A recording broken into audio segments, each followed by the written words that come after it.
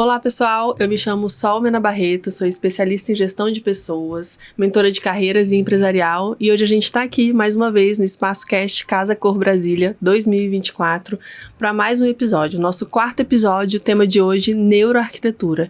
E hoje eu tenho dois convidados incríveis aqui, Laura Peixoto, sócia da Simetria Soluções de Saúde, seja bem-vinda, muito bom recebê-la, viu? E Wesley Coelho, psicólogo do IBNeuro, 10 anos já atuando aí na área. Oi, Sol. É um prazer estar aqui com vocês e com Casa Cor. O prazer é nosso, imagina. Gente, vamos falar um pouquinho desse tema hoje tão relevante dentro da arquitetura. A gente está aqui no estádio Mané Garrincha, né, esse ícone da arquitetura brasiliense, dentro de uma mostra de arquitetura, design e arte. E a gente vai falar desse tema que hoje eu acho que caiu no gosto, graças a Deus, né? Porque traz o bem-estar das pessoas. Laura, me conta um pouquinho o que é a neuroarquitetura. Então, a neuroarquitetura, o nome é meio autoexplicativo, né? Sim. Então, ela faz uma junção entre a arquitetura e a neurociência, né? Sim. E ela tem essa premissa básica, né? De que o ambiente construído afeta o nosso funcionamento corporal. Então, você consegue hoje mensurar isso, como que afeta, né? Porque essa percepção de que eu estou dentro de um espaço e esse espaço ele é enriquecido, ele é pobre em termos de estímulos, já vem em estudos observacionais, né? Desde a neuropsicologia, né? Que tem o quê? 40 anos? Talvez 40 mais. 40 anos, um né? pouquinho mais. Então, a psicologia comportamental, né, ela já vem estudando isso há muito tempo. Sim. O grande diferencial da neuroarquitetura, da neurociência em geral, é que hoje, com o avanço dos exames, né, de ressonância magnética, exame de fluxo sanguíneo no cérebro, eu consigo mensurar. Né? Eu consigo entender que determinado grupo populacional se comporta. E aí entra a psicologia, né? Ela se comporta de determinada forma em determinado espaço, né? Mas por quê? Porque o que esse espaço está causando na química cerebral para fazer com que aquela pessoa se sinta daquela forma ou se comporte daquela forma. Então, a neuroarquitetura, ela vai nesse ponto, né? Entendi. Ela foi... É uma evolução, na verdade, né? Ela não vem desmentir o que foi falado, ela é apenas uma evolução natural, porque hoje a gente tem como fazer essas mensurações. Entendi. E dentro da simetria, você trabalha dessa forma ou é algo que você se interessou? Como que surgiu? Eu sou curiosa, né? Maravilha. Então, eu fico pegando assuntos, estudando e tal. E aí, como a gente trabalha a simetria, nosso foco de trabalho é saúde, né? A gente trabalha exclusivamente com clínicas, hospitais. É uma área que caiu de colo, né? Porque hoje caiu no nosso colo. Qualquer estudo científico que você vá buscar, ele está relacionado com a neuroarquitetura, com essa preocupação, porque o paciente, principalmente o paciente hospitalar, que está muito debilitado, quando ele está exposto no ambiente, ele está muito mais sensível a essa exposição. Então, foi o primeiro lugar onde se desenvolveu essa preocupação, né? De, peraí, o meu paciente, ele melhora se eu expor ele à luz natural, né? Então, isso já é bem antigo, na verdade, né? Acho que era meio intuitivo e hoje se explica. Exato. Né? Sim. Isso era aplicado de uma forma Pra você ter uma ideia, isso se iniciou com no pós-guerra. Porque você teve a criação... Era uma época que não tinha antibiótico, né? Então, as pessoas morriam de tuberculose, né? E tinha aqueles grandes hospitais para receber os feridos de guerra. E aí se amontoava aquele monte de gente num espaço. Imagina aquela loucura, todo mundo no espaço fechado. Não existia um hospital como a gente pensa hoje, né? E aí criou-se, né? Isso foi uma enfermeira inglesa, Florence Nightingale, que teve esse insight de, não, vamos separar os pacientes em grupos menores, em alas, em espaços ventilados e iluminados. E isso fez com que se propagasse menos a tuberculose, né, e outras doenças virais, né, que se transmitem pelo ar. Então, esse é mais ou menos o início ali da arquitetura voltada para esse foco no paciente e na saúde. Entendi. Né? E aí teve toda a evolução, né? Sim. Até que a gente passou. Se eu for falar aqui, eu vou só falando. Não, mas tem muita história nesse sentido. Eu acho isso extremamente interessante, porque é justamente... Não tem como a gente separar isso dos recortes históricos. Por quê? A gente tem a Florence Nightingale com a estruturação do cuidado, com a questão das enfermarias, né, no pós-guerra. E aí, depois disso, a gente vai ter os outros movimentos ali para os anos 60, 70, que trabalham essa relação ser humano-ambiente. Então, a gente já traz o cuidado para essa outra perspectiva. A gente vai ter aí a psicologia ambiental, né, começando a aparecer. Sim. E dando substrato para a arquitetura poder trabalhar essas relações entre ser humano e ambiente construído. Então, assim, é muito legal, porque quando a gente pensa em neuroarquitetura, tem um momento muito bonito na ciência hoje, que é a interdisciplinariedade, quando essas ciências elas se abraçam para poder formar um corpo novo de conhecimento, né? Sim. Então, assim, a gente começa a ver psicologia ambiental ali nos anos 60, 70, encontra com a arquitetura, depois a arquitetura encontra com a psicologia ecológica também. E aí agora a gente tem esse boom das neurociências com métodos de rastreio, exame de imagem, toda essa parafernália tecnológica, né? E isso gera mais um encontro para esse momento atual a gente poder trazer esse embasamento científico, né? Do porquê essas relações já estão sendo observadas desde lá do pós-guerra. Isso é muito interessante porque vai nessa direção do que a gente chama de práticas baseadas em evidência. Quando você usa da ciência para a produção desses dados, né? E com isso você consegue embasar o porquê desse monte de pergunta que muitas vezes a gente não conseguia responder antes. Sim. Então é legal. Sim, é maravilhoso. Você vê, tem um exemplo prático disso, que é muito engraçado. A gente atende muito pacientes não, né? Mania de falar pacientes. Clientes que estão montando a primeira clínica, né? Então, muitos deles procuram um curso, né, voltado para a gestão de clínicas e hospitais, que é muito famoso em São Paulo. E vários desses clientes me trazem uma demanda de: eu não quero quinas do ambiente. Não pode ter quinas. Aí, isso Tudo foram curvo. várias vezes, tá? Tudo curvo. Mas, assim, o que é uma quina, né? Então, alguns vão no nível, assim, de não, a parede, ó, o 90 graus não pode ter, ela tem que vir arredondada. Isso foi antes dessa moda da mesa orgânica, tá? Isso tem, assim, foi pré-pandêmico, inclusive, né? Porque esse design mais orgânico, ele veio depois da pandemia, né? Sim. Mas isso já tem um tempo. E eu ficava assim, gente, mas por que essa pessoa tá falando isso nesse curso, né? Que tá atrapalhando meu trabalho, né? Daqui a pouco eu vou lá fazer uma reclamação. A mesa não podia vir reta, porque essa quina de 90 graus era considerada uma coisa que ia trazer um mal-estar, né? Para o paciente. Então. Daí eu peguei, por acaso, né? Baixando lá artigos científicos e tal, peguei um que explica de onde saiu essa conversa. Gente. Como chega nessa pessoa, eu não sei. Não sei como é que isso é usado como uma palestra.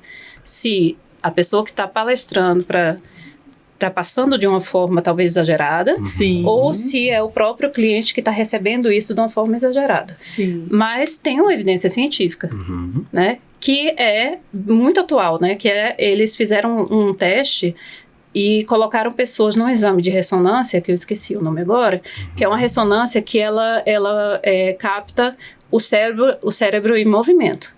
Olha só. Então, ela não é uma imagem estática, né? Então, eles expõem aquela pessoa a uma imagem, sei lá, um cachorrinho.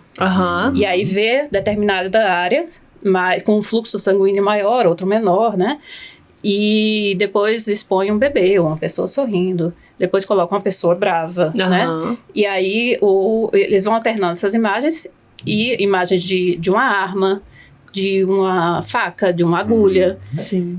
E o que eles perceberam é que a exposição a imagens de objetos pontiagudos, facas, agulhas, injeções, elas são as que causam um pico maior de cortisol.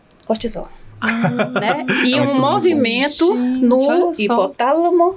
No hipotálamo. Né? Hipotálamo? Hipotálamo que e tem amígdala. Amígdala, que causa a reação de fuga. Que é o que, quando a gente se assusta, a gente quer sair correndo. É essa área, é o hipotálamo, a amígdala, não sei. Sim. Mas, enfim, é o que eles captaram. Essa imagem do objeto pontiagudo é extremamente agressiva pra gente. Gente, olha só. Né? Mas é um pontiagudo, gente, é uma agulha, é uma faca. É diferente da quina de uma mesa. Entende? Então, agora com este conhecimento que eu busquei a informação, sei de onde ela veio, eu consigo argumentar com o meu paciente. Sim. Com o meu cliente. Com o seu cliente. Eu tenho mania, porque eu lido muito com médico, então eu vivo falando, eu chamo todo mundo de doutor, e agora meus clientes são todos pacientes. Todos pacientes, tá certo. Mas é interessante que você tenha um embasamento mais palpável, né? A conversa com o cliente, ela fica... Quando você entende o porquê das coisas, eu entendo o porquê. Né? Primeiro, isso me dá uma consciência na projetação, no ato de projetar. Ele é feito de forma mais consciente. Sim. Né? E também na conversa, no convencimento, na explicação do porquê, né, daquilo. Que a gente fazia de forma muito intuitiva, né? E, por exemplo, uma vista como essa. Sim. Nós queremos. Eu jamais vou fechar isso aqui, nessa vista maravilhosa. Sim. Mas por quê? Né? Não basta dizer assim, porque Wesley, vamos entrar nisso. Por quê? Quais são os efeitos psicológicos assim, que a neuroarquitetura pode trazer? Exatamente isso, o ponto fundamental, né, de estudo da neuroarquitetura. O que acontece? O ambiente, ele tem um poder muito grande de influenciar a forma como a gente vai se comportar, como a gente vai receber informações, quais informações são essas, como elas vão ser processadas e o que a gente vai devolver em termos de ação. Então, quando a gente entra nesse ambiente, o nosso sistema nervoso, né, não só algumas regiões, mas de uma forma geral, a integração, né, dessas regiões vai receber esses estímulos, processar e dar uma resposta para esse ambiente. Essa resposta ela pode ser muito diversa. Então, por exemplo, de um jeito mais simplificado, quando a gente pensa, sabe aquele lugar que o pessoal fala que tem uma energia pesada? Muitas vezes é atribuída a ideia de energia e tudo mais. E só de você entrar ali, você se sente ansioso, você se sente com medo, comprimido. Exatamente. Tudo isso acontece, muitas vezes, não unicamente, claro, tem outras variáveis de história da pessoa e tudo mais, mas em boa parte das vezes, pela forma como esse ambiente é disposto, as cores, as formas. Então, quando a gente pensa no estudo disso, a gente começa a pensar também em como deixar ambientes mais agradáveis. Quais regiões desse cérebro, como a resposta fisiológica desse cérebro pode influenciar no que esse sujeito, essa pessoa devolve para esse ambiente. Então, ambientes mais produtivos, né, como a questão dos escritórios, a gente teve o boom até pouco tempo atrás, que também já está mudando um pouco essa ideia dos escritórios Google, né? Graças a Deus. Graças a Deus. Gente, vamos combinar. Quem para às 4 horas da tarde para jogar sinuca e voltar ao trabalho dentro do ambiente de trabalho? Quem não tem horário de trabalho e trabalha até 3, 4 da manhã, que é a vivência do Vale do Silício. Então assim... A gente não tem essa cultura, a gente trabalha 8 horas. Exato, é outra cultura, é outro ritmo de trabalho. Então assim... Juntando todos esses aspectos com os aspectos de neurociência, a gente pensa como projetar ambientes de maior produtividade ou de maior conforto, ou que possam auxiliar, por exemplo, com a recuperação de pacientes, como é o caso, né, do design hospitalar e tudo mais. Por exemplo, a gente falou aqui do janelão, né? É uma janela linda, luz natural entrando. Existe um problema muito sério dentro das UTIs, em pacientes acamados há muito tempo e sem acesso à luz solar, chamado de delírio. O que é isso? Diferente do delírio de uma psicose, de uma condição já psiquiátrica, esse delírio é uma condição biológica que acontece por uma desregulação desse organismo, por uma infecção, mas talvez e principalmente por uma desregulação de uma coisa que a gente chama de ciclo circadiano. O que é isso? É quando a gente olha para o sol e aí a gente vê, é dia, é hora de estar ativo. O sol começa a ficar ali mais amarelado no final da tarde. Está começando a anoitecer. Meu cérebro vai começar a produzir mais de uma substância chamada melatonina, que auxilia com o sono. Quando esses pacientes perdem essas referências espaciais de iluminação, de onde eles estão, que dia é hoje, isso favorece o adoecimento. E a neuroarquitetura traz justamente isso. Como a gente pode organizar esses ambientes para que situações como essas não aconteçam. Por isso que vendedor de shopping é tão estressado? Será que é por isso? Porque não sabe quanto tá dia, quanto tá noite. Os shoppings mais antigos, principalmente. Um dos fatores. Né? Você vê que os shoppings atuais, eles já têm mais amplitude, mais abertura, mais luz natural. Mais área verde, mais área verde. Justo. E isso é bem interessante. Assim, já tem muitos estudos baseando nessa questão que ele falou da luz natural nas UTIs. Sim. E até nos leitos de internação, né, convencionais. Isso é uma obrigatoriedade normativa. Graças a Deus, né, gente? Apesar de que ainda existem muitas, nas antigas, muitas não tem. Sim. Né? Mas é uma obrigatoriedade normativa. Então, só que a norma, ela fala lá, precisa ter luz natural. Eu posso botar um basculante lá em cima e dizer, beleza, tem luz natural. Né? Mas não basta. Ela não diz como, né? Não basta, porque não tem qualidade aquela vista. Não é só a luz entrar, que tem todo esse efeito no ciclo circadiano e tal. Mas é também você ter a visão do leito do espaço exterior. Certo. Tá? Isso traz principalmente se esse espaço for mais natural. Né? Então, eles têm estudos que falam, se tiver uma visão de água, é a melhor visão para o paciente acamado. Se for vegetação, também muito bom. Se for o céu azul, se tiver uma cidade toda concretada, já não tem a mesma qualidade. Entendi. Deixa eu só voltar um pouquinho aqui sobre o que vocês falaram do escritório Google. Tá? E aí é uma dúvida mesmo. Porque a gente está falando de qualidade. Aí a gente falando de espaço corporativo, esses escritórios que vêm trazendo um pouco dessa coisa da neuroarquitetura. E muitos vêm trazendo ainda essa coisa do Google, mesmo trabalhando 8 horas. Não é uma coisa não tá ligada à outra, não era pra ser assim? Então é ruim? Não entendi, eu fiquei meio, mas não é bom? Como que é? Não é que seja ruim. É porque não é real? Não é isso. É que esse conceito de espaço de descompressão, sim, ele tem uma premissa de que você estava comprimido.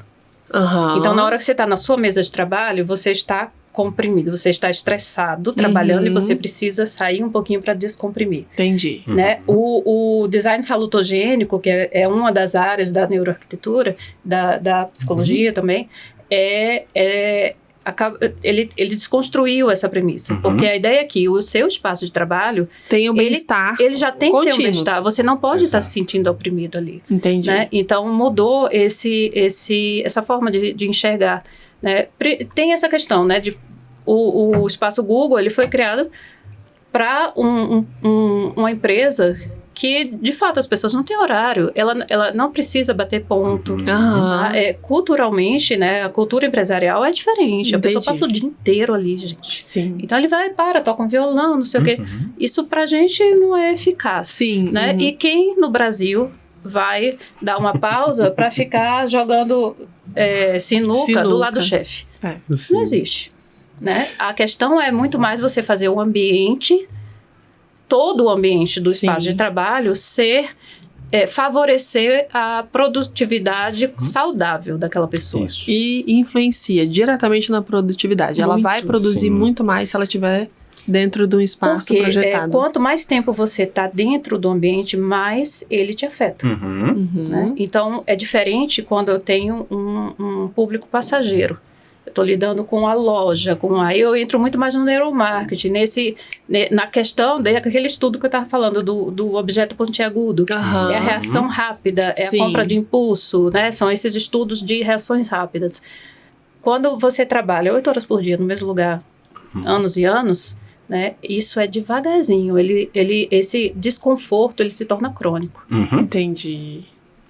E aí e é difícil perceber, muitas vezes. Terrivelmente. Aí a gente tem a construção dos casos de burnout, por exemplo. Vamos pensar o seguinte, tem um outro aspecto disso que também é importante, que é a transposição de tendências. Né?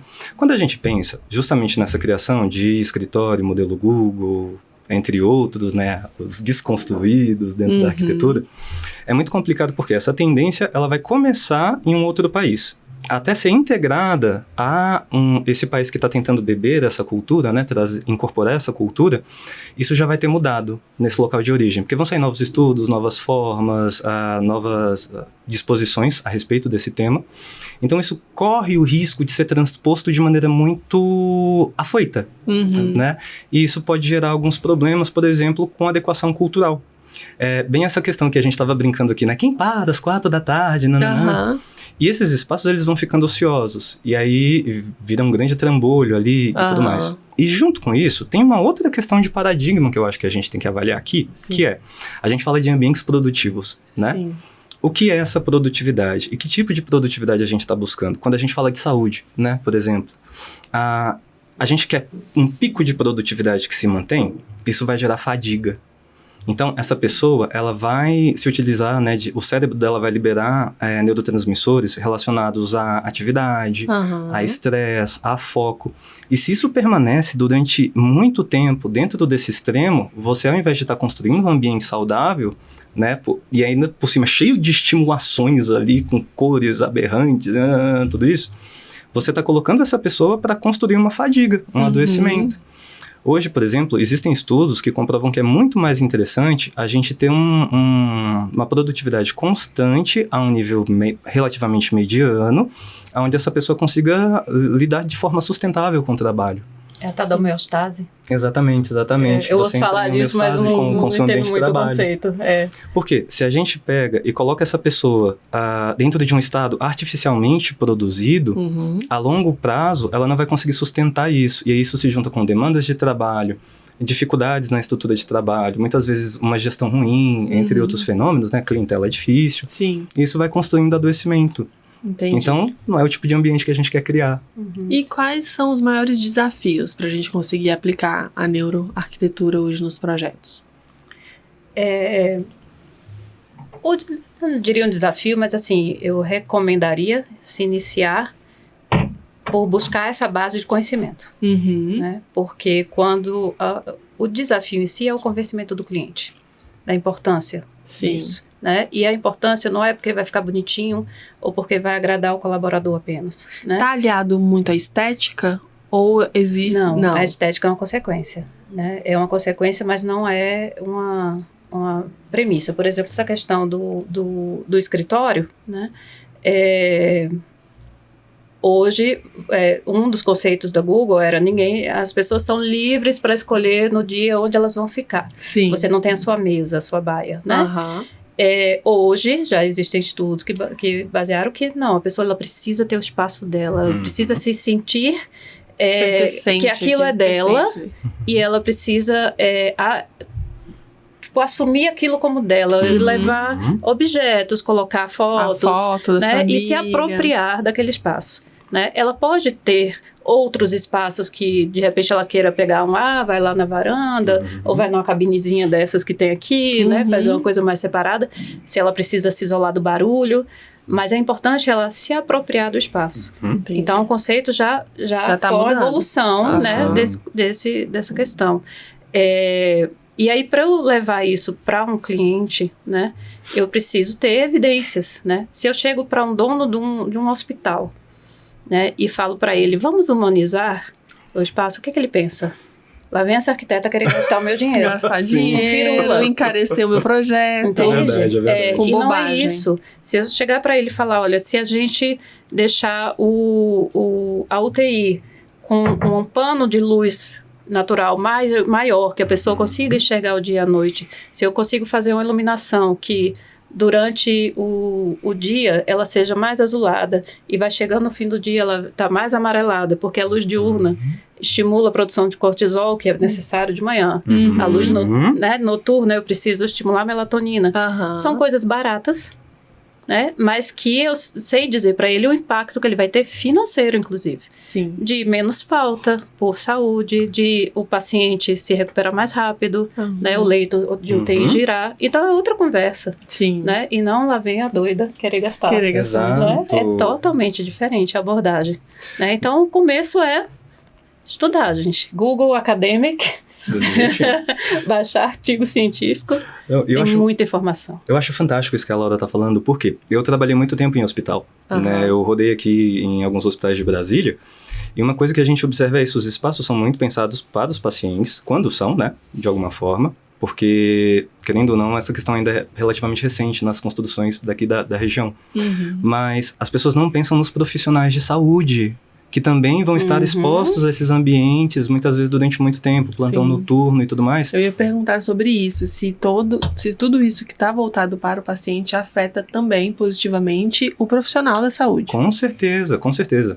Tem uma pesquisa que eu acho muito interessante, que é justamente isso. A neuroarquitetura que eu acho mais legal dentro dela é justamente os aparatos de pesquisa, né? O maquinário, a forma de investigação. Sim. Então, eles colocaram em algumas pessoas um óculos de rastreio ocular, e aí com esse equipamento você consegue ver para onde o olho dessa pessoa, onde ela se foca, quanto tempo ela passa olhando para aquele local. E aí soltaram essas pessoas dentro de hospitais. E aí, a partir dos pontos de foco, de ancoração, de navegação dessa pessoa pelo ambiente, eles perceberam que eram os melhores espaços para sinalização, para que houvesse um deslocamento mais dinâmico. Direcionamento. Sim. Exato. Então, imagina, você tá com um paciente que precisa ser removido urgentemente para um local de cuidado intensivo, correndo com uma maca. Qual o primeiro lugar que você vai olhar? É ali que tem que ter uma sinalização da direção da UTI ou desse espaço de cuidado intensivo. Entendi. E nas áreas residenciais, assim, como que a gente pode trazer essa neuroarquitetura para o bem-estar da família ali, na dinâmica, aquela rotina? Vocês conseguem me dar alguns exemplos práticos, assim? Bom, a gente tem um neurourbanismo que vai afetar a vida daquela comunidade como um todo, né? Então, um ótimo exemplo disso é Singapura, que tem todo um trabalho nessa direção de neurourbanismo. E quando a gente pensa no planejamento de ambientes domésticos, isso pode influenciar, por exemplo, um aumento ou uma redução do gradiente de estresse dentro daqueles lugares. Vamos pensar, você chega com extremo cansaço do trabalho e aí você segue sendo exposto a uma iluminação ali fria, extremamente forte dentro da sua casa. Tem um monte de coisa para você fazer, né? Porque muitas vezes se associa trabalho doméstico com uma rotina de trabalho fora de casa, mais maternidade, mais uma série de papéis. Sim. E aí você se vê naquele lugar onde você não consegue ter descanso em nenhum ambiente.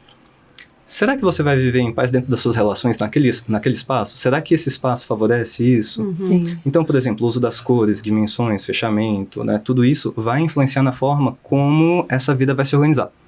Um ótimo exemplo disso, a pandemia. Quantas pessoas se perceberam fechadas em casa e nesse momento descobriram que suas casas não eram adequadas para si? Sim. Acho Entende? que todo mundo. Justo. Acho que todo mundo passou por algum momento que percebeu, nossa, eu preciso melhorar isso dentro da minha casa. Exato. A questão da divisão entre trabalho e ambiente doméstico, que não é mais você sair para trabalhar e frequentar um outro ambiente, é você estar na sua casa, levantar da sua cama, não ter mais aqueles rituais de tomar banho, fazer a sua primeira refeição, vestir a sua roupa e trabalhar. Não, você acorda e vai trabalhar, termina cansado, come alguma coisa, vai dormir. Isso vai virando um ciclo. Essa exposição contínua, ela foi muito interessante em termos de estudos para poder mostrar como isso pode ser aplicado pela neuroarquitetura dentro de um contexto de também ambiente salutogênico. Entendi. Laura, consegue me reforçar um pouquinho disso? Então, a residencial não é mais tanto minha praia, né? Já trabalhei muito tempo atrás, né? Mas eu tenho um exemplo meu prático, né? Eu me mudei para um apartamento no Noroeste que ele é desses que mudou um pouco a tendência da arquitetura residencial de apartamento, de incorporação, né? Você anda no Noroeste, o que é que você vê, né? Na verdade, em toda essa década de 90, fim dos 90 para 2010, prédio espelhado, né? No residencial, gente, né? Apartamento todo espelhado, com aquela janelinha que só faz né? Abre só um pouquinho e tal, aquilo me dava quando eu vi esse imóvel, eu falei, pronto, é isso que eu quero, né? E ele criou um burburinho no mercado, as pessoas comentavam, paravam para tirar foto e tal, porque ele tem plantas na fachada, né? As portas abrem todas, tem plantas na fachada e brises, então foi uma arquitetura muito bem pensada. Né? Pensada nessa questão do bem-estar. Do bem-estar. Você vê que é um prédio que provavelmente custou a mesma coisa do outro do lado.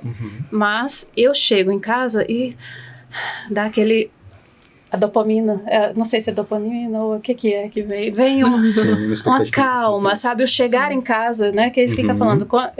A casa pode ser a mesma. Mas o momento de chegar em casa, se você tem um espaço agradável com a planta... Você mora numa kitnet, gente, coloca uma plantinha bonitinha ali, sabe? Sim. Aquilo já vai te dar uma outra sensação. E isso é mensurado, eu não estou falando porque é um sentimento. Existe uma conexão cerebral com o natural, né? Que é uma coisa primitiva. O nosso cérebro ele não evoluiu muito, né? Nesses vários anos. Então, a gente tem essa conexão ainda muito primitiva com tudo que é natural. Sim. E aí vem a minha barreira de trabalhar com isso em saúde, né? Sim. Porque eu não posso ter uma plantinha dentro da UTI. Não. Né? Eu não posso As ter texturas. uma pedra natural linda, né? Que eu não consigo lavar, limpar, né? Então, a gente tem que trazer isso de outras formas. E funciona. Você consegue me dar exemplos práticos disso? Quadros. Se for uma planta artificial, funciona? Uma planta artificial, sim, mas se o espaço for muito crítico, nem a planta artificial eu posso ter, porque você não consegue limpar. Entendi. Mas dentro de consultórios eu posso usar. Ali na salinha de espera, no momento mais... Um piso, um revestimento que imite uma madeira, que imite uma pedra, né? Os arquitetos puristas morrem de agonia disso, mas é o que eu tenho, é o que eu posso usar para melhorar. É um desafio, né? A gente falou sobre isso, o desafio é esse. O desafio é esse, para melhorar a percepção e a saúde da pessoa. Faz total diferença. Tem uma coisa interessante, eu não lembro se foi uma parceria entre a Bélgica e o Reino Unido, eu não vou lembrar exatamente agora de onde saiu esse estudo, mas foi um programa onde o hospital, ele tinha as unidades de terapia intensivas todas viradas para outro prédio. Então, isso não era muito interessante do ponto de vista da neuroarquitetura. Que é essa visão que não é enriquecida do natural. Exatamente. A questão do conceito, né, de biofilia, de que nós temos uma tendência natural a se conectar com elementos naturais. Exatamente, né? Que relembrem a natureza, plantas, texturas, entre outros. E aí, na impossibilidade de trazer isso para dentro da UTI, eles colocaram um céu de projeção. Eles pegaram um projetor com uma câmera do lado de fora do hospital e simulavam o céu no teto da UTI. E aí isso diminuiu os casos de delírio dentro dessa unidade. Olha só. Então, mesmo não tendo acesso direto àquele estímulo, a presença dele no ambiente conseguiu gerar um efeito. Certo. Objetos que trazem memória afetiva, entra nessa área de neuroarquitetura? Entra também. Entra. Aí entra nessa questão do espaço do escritório, por exemplo. Né? Se a pessoa vai se apropriar da bancada de trabalho dela, com certeza ela vai trazer elementos neuroafetivos para fazer essa apropriação. Né? O que funcionar para ela. Né? E nos residenciais também, né? Quando tem aquela identidade, que é o tema aqui da Casa Cor, né? Que é a ancestralidade. Sim. Então traz um pouco disso. Eu ia comentar justamente sobre esse espaço. Eu achei ele fantástico. Eu amei as ilustrações, né? Que trazem ancestralidade de cada lugar diferente do mundo. Sim. E eu acho que entra justamente nisso. Aquele espaço em específico conseguiu transpor cultura de forma adequada, que é uma coisa dificílima de fazer. Então, esses elementos de memória afetiva, eles estão muito relacionados à cultura.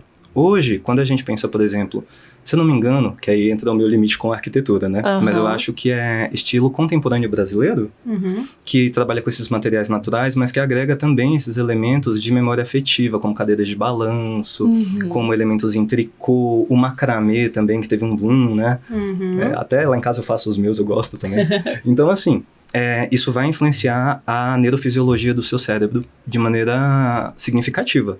Bastante significativa. Se você tiver um link positivo. Exatamente. Com isso, né? Então, isso é uma coisa que eu percebo muito. Às vezes a frase é a mesma. Se escrita, você vai entender a mesma coisa, mas a entonação do cliente muda completamente. É assim, parece a casa da minha avó. Sim. Nossa, pode ser assim, ai, gente, parece a casa da minha avó. Ou então, ai, credo, parece a casa da minha avó. É onde o consultório de psicologia encontra a arquitetura. Exato. Em muitos pontos a gente se encontra, viu, inclusive. Vários. Nossa, lembrou a minha avó. Meu Deus, lembrou a minha avó. Lembrou a minha avó. Então, essa reação, né, ao objeto é muito pessoal. Sim. Eu acho que isso não é uma coisa que é um objeto afetivo para aquela pessoa específica, né? Mas a gente não consegue dizer. Mas eu acho que faz parte de estudar também o cliente, né? Exatamente. Antes de projetar algo, você precisa estudar. Quando você faz conhecer. Um residencial, você tem um cliente, né? Um cliente, uma família, né? Então você vai a fundo entender a dinâmica familiar. Por isso que é esse encontro, né? É um trabalho psicológico, sim. Né? De entender o que... eu tenho um filho pequeno. O que aquela pessoa busca de espaço educativo para aquela criança, como é que ela vê o crescimento dessa criança. Então, tudo isso a gente aborda. Quando eu vou para ambientes corporativos ou clínicas, hospitais, eu não tenho né? Eu posso criar uma persona, né? E estudar essa persona, mas não é uma pessoa definida. Então, eu tenho que trabalhar com a média. Mais difícil ainda, né?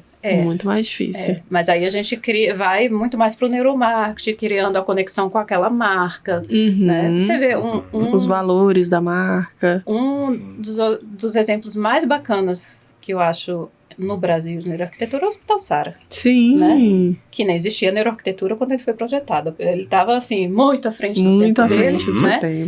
E ele é uma marca que, por si só, pela construção dele, você reconhece qualquer lugar. Né? Você vê aquele shed do telhado, você já fala, é Sara. Sim, é Sara. Né? Ou os trabalhos daqueles painéis coloridos que ele tem, é Sara. Né? Então, isso cria uma conexão afetiva com quem conhece e se identifica com os valores da rede, né?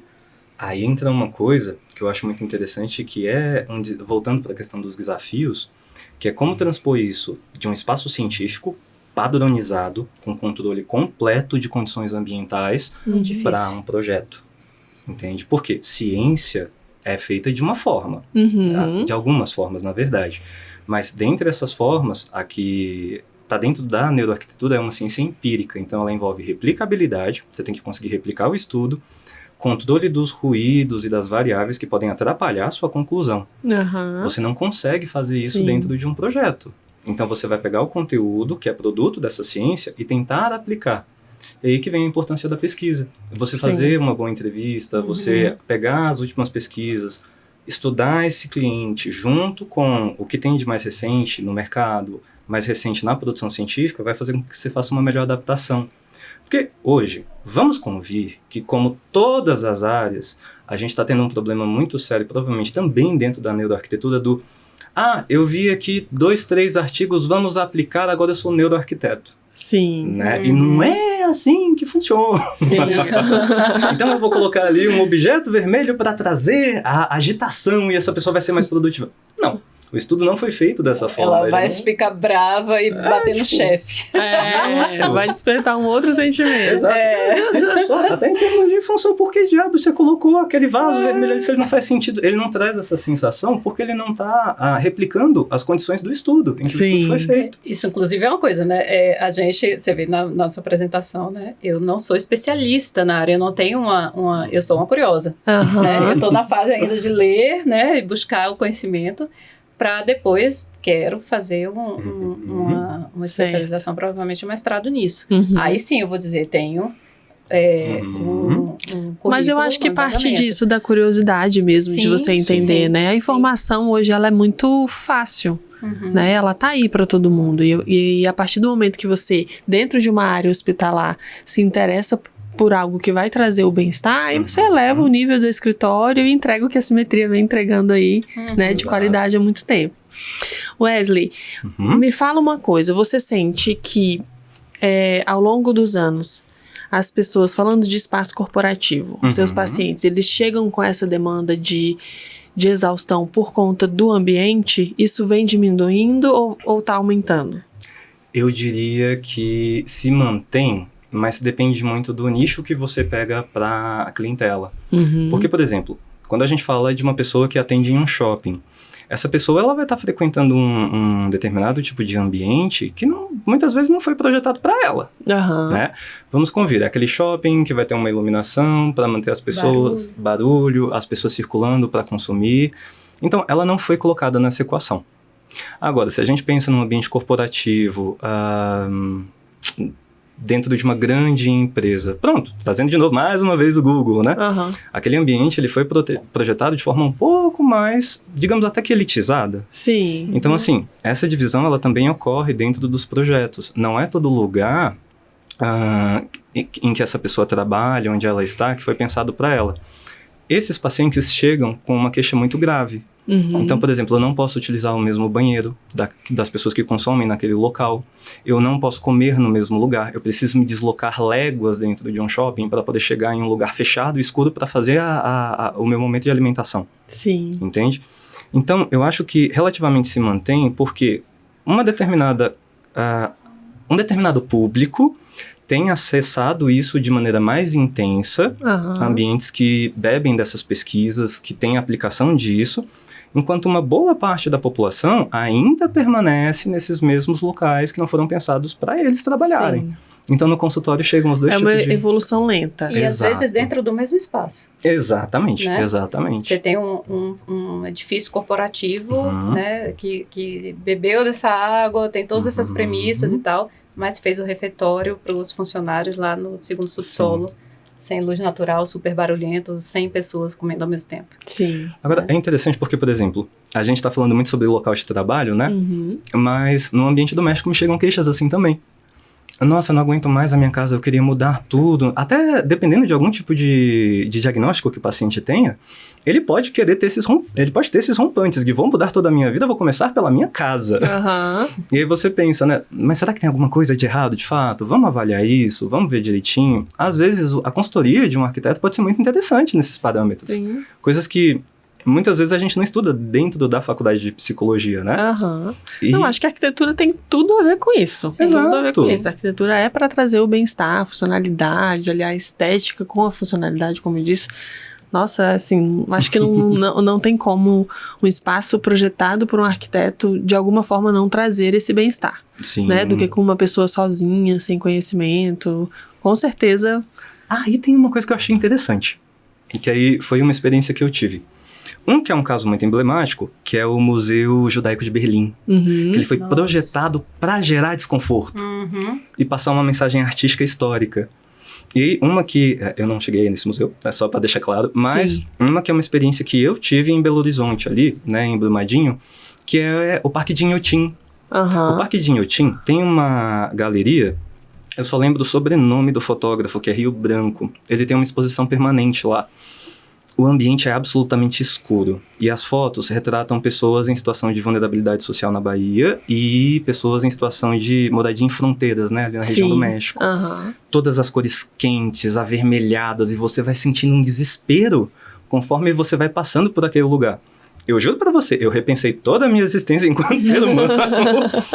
Mas acho que é o objetivo dele também, né? E como é momentâneo e a passagem é muito rápida, né? Pra quem tá ali visitando. Então ele se permite ousar intensificar isso, né? Outro que causa muito isso é o museu não é um museu, né? É uma homenagem ao World Trade Center. Sim. Não sei se vocês já viram. Sim. Que as pessoas saem lá com duas emoções, né? É um impacto aquilo ali, porque você já viu como é? É um buraco no chão, e aquilo representa aquele buraco que você sente, aquele vazio. É o luto. É incrível o vazio que ele... na hora você percebe, é uma coisa muito angustiante. E aí você quer sair correndo. E aí você quer sair correndo. Totalmente. Só que aí que entra. Se a gente percebe que você pode provocar esse desconforto com um projeto... Mas para trazer uma consciência. Exato. A gente cria um novo... objetivo. Justo. Mas vamos pensar, então, na questão da ética dentro da arquitetura. Isso traz novos imperativos éticos, novas coisas, ideias que precisam ser elaboradas para uma atuação que antes... Se eu estiver errado, por favor, me corrijam. Mas que no início da área, aqui no Brasil, era muito comercial. Era algo muito visando uma questão comercial. E agora já não. A gente já está lidando com questões que podem provocar problemas de saúde coletiva a partir do planejamento urbano de uma cidade.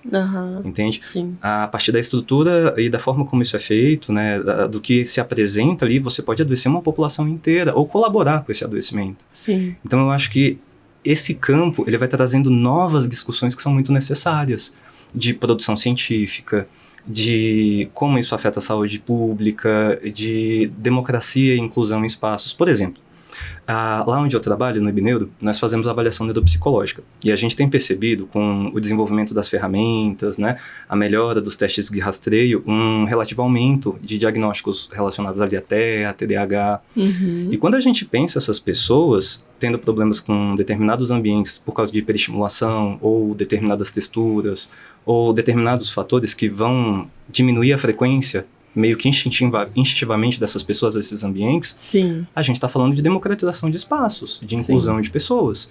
Então, a neuroarquitetura, ela entra muito nesse campo de como fazer essa sociedade receber melhor essas pessoas, de como fazer com que esses espaços eles sejam mais acessíveis e melhores para que essas pessoas também tenham acesso, entende? Tá, a gente está falando muito da melhoria do indivíduo, né, estando em um ambiente, né?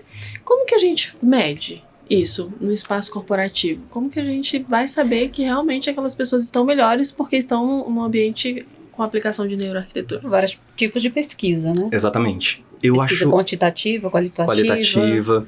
A gente tem, por exemplo, desde inventários e escalas que a gente aplica nesses ambientes e nessas pessoas, até o que é ali o suprassumo da neuroarquitetura, que são os exames de imagem. Isso. Então, por exemplo, cara, a estrutura de produção científica na neuroarquitetura é muito interessante de se observar. Eu tive acesso a um estudo bibliométrico dos últimos 30 anos de produção científica da neuroarquitetura. E o que a gente consegue observar? Na primeira quinzena, a gente tem muitos estudos voltados ali para definição de conceitos muito basiquinhos, ali mais incipientes, e consolidação desses conceitos. Cores, formas, texturas, o porquê que acontece. Aí a gente tem ali, no final da primeira quinzena, um boom de aparelhos de medida e de imagem do cérebro. Todos eles vão trazer dados comprovados. Exatamente. Só que todos com limitações e vantagens. E é aí que entra a brincadeira. Por exemplo, a gente antes tinha o eletroencefalograma e a ressonância. Agora a gente já tem a magnetografia, né, que trabalha com outra forma de rastreio neurológico. A gente tem outras formas de detecção neurológica. E aí isso fez a produção científica fazer isso daqui, ó. Pá! Vários outros temas foram surgindo. Então, por exemplo, hoje, se eu quero testar estresse em um ambiente de trabalho, eu pego uma fotografia desse ambiente, coloco um óculos de realidade virtual nessa pessoa, projeto aquilo, faço medida do quão condutível está a pele para a eletricidade, se ela suou ou não suou, o coração bateu mais rápido, quais áreas do cérebro vão se ativar diante daquele estímulo. E aí, com esses dados, você consegue entender melhor o porquê daquela pessoa reagir daquela forma. Sim. Entende? Então, hoje, principalmente a pesquisa ela acontece através desses exames. Uma coisa, por exemplo, antes a gente pensava muito nessa questão dos exames só de imagem. Agora, que é onde entra a psicologia ecológica, né? A gente está começando a perceber outros paradigmas de ciência, que é o quê? A gente vai fazer esse teste. É uma máquina enorme, muitas delas ocupam quase uma sala. E caríssima. E caríssimas. Você tem muita restrição orçamentária ainda para esse tipo Pois de... é isso que eu queria entender, que quando um empresário entra pensando nisso, como que depois a gente comprova para ele que tudo que ele investiu realmente está beneficiando todo o time, toda, né, a equipe que ele tem. Esses estudos hoje, você tem uma associação, que é a ANFA, né? Que é... Onde que ela fica? São Francisco, né? E ela faz justamente esse link, porque nos Estados Unidos você tem mais financiamento, né, para pesquisa, né? Sim. Então, ela faz esse link entre os estudos desenvolvidos na neurociência, né, com a arquitetura, né? Com os acadêmicos, né, da arquitetura. Então, eles fazem saiu esse estudo agora falando isso e leva para as universidades de arquitetura, e aí isso se dissemina. Entendi. Nós, pobres mortais, temos que nos basear, né, nessas leituras, né? Mas se você trabalhar numa instituição de saúde americana, você vai ter um acesso maravilhoso. Né? E aí entra a nossa brincadeira, que é o quê? Hoje as pessoas estão desenvolvendo uma coisa chamada MOB. Eu não lembro qual foi o estudo em que eu vi isso, mas eu sei que é nos Estados Unidos, que é basicamente uma máquina de eletroencefalograma acoplada a uma mochila. Então, a gente tira esse sujeito de um lugar estático, não precisa mais ser apenas uma projeção de realidade virtual, e a gente pode colocar ele para interagir com esse ambiente, para ver outros ângulos. Por quê? Por que eu falei de psicologia ecológica, né? Ela se baseia justamente nessa ideia de que você colocar uma pessoa de frente para um ambiente, você não vai ter todos os dados daquele ambiente disponíveis para o cérebro dessa pessoa. Ela não vai poder fazer isso daqui e ver aquele outro ângulo. né? Ela vai estar parada, vinculada a uma máquina estática, olhando uma imagem. Você rastreia o olhar dela, você faz algumas coisas interessantes que produzem dados muito bons também, mas você não vai ter o acesso à experiência completa de ação dessa pessoa. Sim. E aí, com essa mochilinha e esse eletroencefalograma, junto com óculos de rastreio ocular e sensores de rastreio corporal, você entende como essa pessoa interage com esse ambiente. Maravilhoso. Muito, é fantástico. Eu lembro muito de uma frase do Nicoleles, né, que é um neurocientista muito renomado, que é: a ciência existe para encantar as pessoas. Né? Que é justamente isso. Agora você saiu do lugar estacionário e você passa para a ação. E essa ação vai trazer novos dados. Sim. Sabe? E aí a gente pega tudo isso, pega esses dados e cria ali algumas regras, algumas leis, algumas dinâmicas, né, para que possam ser utilizadas nos projetos. Entendi. Por quê? Você concorda que se a gente consegue mover essa pessoa, vai ser muito mais fácil transpor aqueles dados para um projeto do que ela estática, presa, sem ter uma dimensão de como vai ser a interação dela. Olhando a imagem. Exato. Sem dúvida. Que entra aquela questão, né, anterior da psicologia ambiental, né? Como é que se fazia antes, né?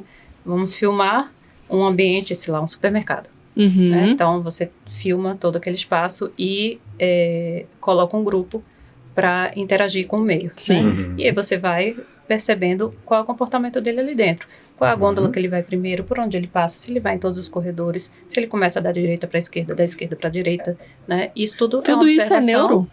Arquitetura? Isso é psicologia ambiental, que é anterior. Sim. Porque eu estou vendo comportamento. Entendi. Né? Então, se eu pego agora esse mesmo estudo, esse cara, eu boto a mochilinha, boto o óculos, não sei o quê, Agora eu começo a ter a neuroarquitetura. Entendi. Dentro da psicologia ambiental. Entendi. E qual o futuro da neuroarquitetura?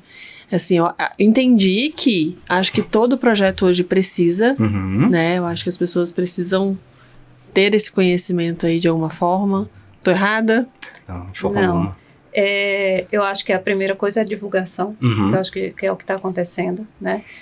Porque assim, quando a gente estuda arquitetura, você naturalmente, instintivamente, já se utiliza dessas técnicas. É o que eu entendo da arquitetura, para trazer o bem-estar. Você já pensa no bem-estar, né? Isso. Você só não tem essa consciência de que aquilo é realmente fundamentado, né? Quando você adquire essa consciência, você vai para um outro nível de conhecimento, de diálogo com o seu cliente, né? E de manipulação do seu projeto de uma forma mais eficiente. Né? Então, eu acho que a gente está nesse processo agora. Entendi. Né? De divulgação, né? De ampliação, de gerar interesse nos estudantes e nos profissionais da área para buscar essa formação. Eu acredito que depois disso eu não sei. Acho que nem dá para saber. Mas o que eu acredito? Justamente, nós estamos num momento onde as ciências estão se cruzando. Isso é maravilhoso, porque os dados estão ficando mais abrangentes, as causas estão sendo esclarecidas. E isso tudo está sendo usado para uma coisa muito importante, que é a humanização. Entende? A gente vive vendo por aí pessoas falando de humanização, vendendo humanização como se fosse um produto comercial. Não, isso é uma perspectiva. Entende? E isso conduz hoje o futuro da ciência. Então eu acho que o futuro da neuroarquitetura é trazer esse debate de humanização para dentro dos espaços da arquitetura, das neurociências. E também mostra uma coisa que eu acho muito legal, que é a versatilidade da arquitetura. Por quê? Beber nas neurociências, na antropologia, na sociologia, nos aspectos culturais, na história, em tudo isso só enriquece esse campo. Então eu acho que talvez seja justamente isso, um enriquecimento do campo da arquitetura, e de brinde a gente das neurociências também entende melhor como esse ser humano funciona dentro desses espaços. E aí, assim, pensando, né, não sei como será esse futuro, mas o que eu gostaria que fosse, né? É que isso entrasse para políticas públicas. Nossa. Por favor. Né? Então, quando você tem um concurso público para uma construção de um estádio, né, eu trazer esse conceito como obrigatoriedade. Né? E pensar em já trazer um conceito de paisagismo, de biofilia. Né?